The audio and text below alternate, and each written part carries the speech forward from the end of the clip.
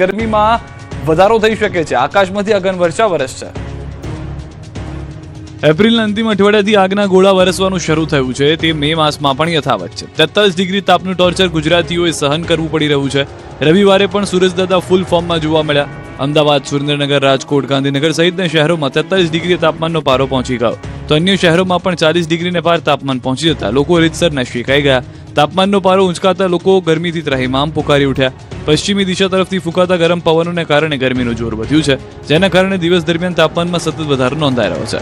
હવામાન વિભાગે આગાહી કરી છે કે હજુ 7 દિવસ આખરી ગરમીમાં શેકાવું પડશે। હાલ ગુજરાતની આસપાસ 3 જેટલી સિસ્ટમ સક્રિય થઈ જોવા મળી છે, જેનો કોઈ વિશેષ પ્રભાવ ગુજરાત પર થશે તેવી કોઈ પણ પ્રકારની સંભાવના નથી। દરિયાકાંઠા વિસ્તારમાં તેજ પવન ફૂંકાઈ શકે છે। અમદાવાદમાં યલો એલર્ટ પણ આપવામાં આવ્યું છે। सौराष्ट्र के कुछ हिस्सों में अधिकतम तापमान सामान्य से ज़्यादा थे और जो सबसे ज़्यादा तापमान दर्ज किया गया अधिकतम वो सुरेंद्र नगर 43.5 डिग्री सेल्सियस दर्ज किया गया था। अगर अगले 7 दिनों की बात करें तो कोई विशेष बदलाव अधिकतम तापमान में आने की संभावना नहीं हुई है।